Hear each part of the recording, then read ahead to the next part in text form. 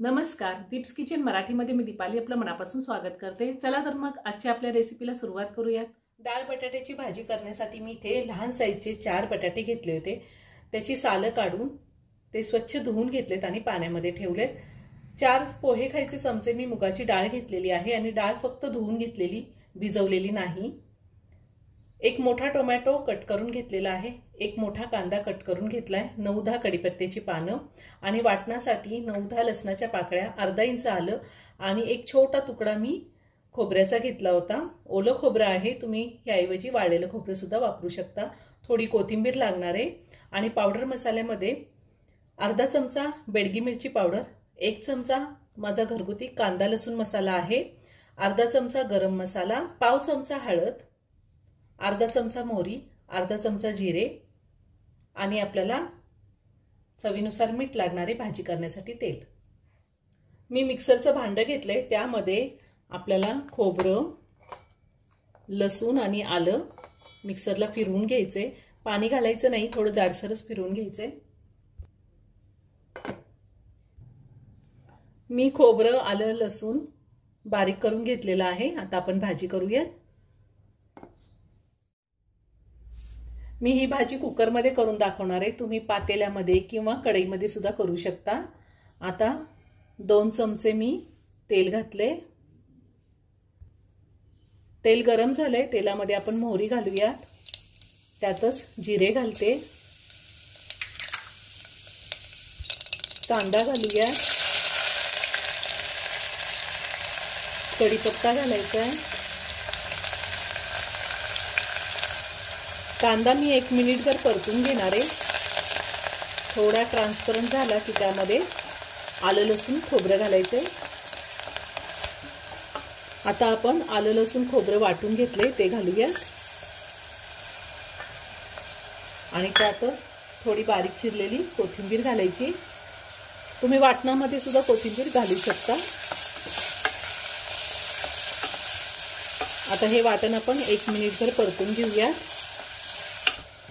आता आपण टोमॅटो घालूया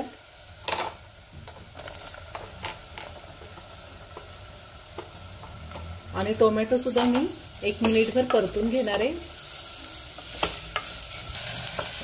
टोमॅटो सुद्धा मी 1 मिनिट परतून घेतलेला आहे।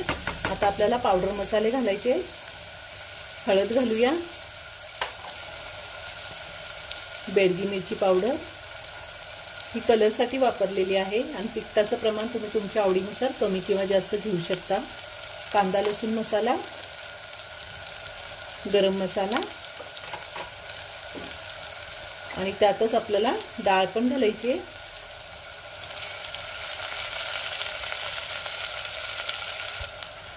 आता हे सगळं व्यवस्थित मिक्स करून घेऊया।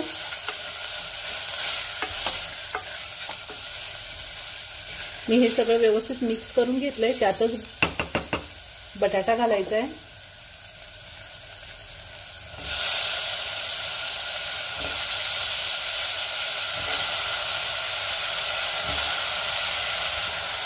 आता हे सगळं व्यवस्थित मिक्स करून घेऊया।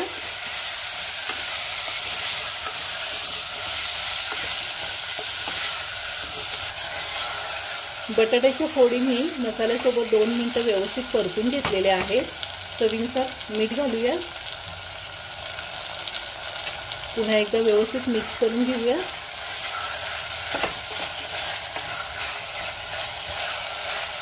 आता आपण पाणी घालूया।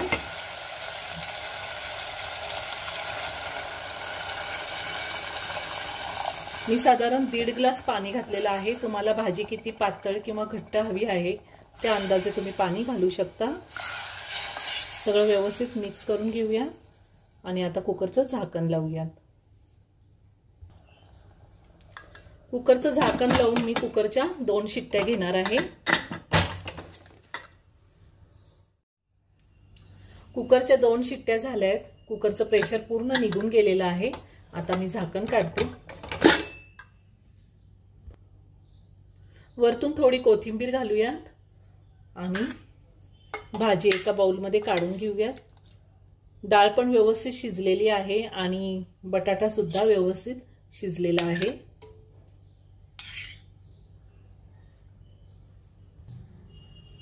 भाजी मी काढून घेते। खूप छान झालेली आहे भाजी।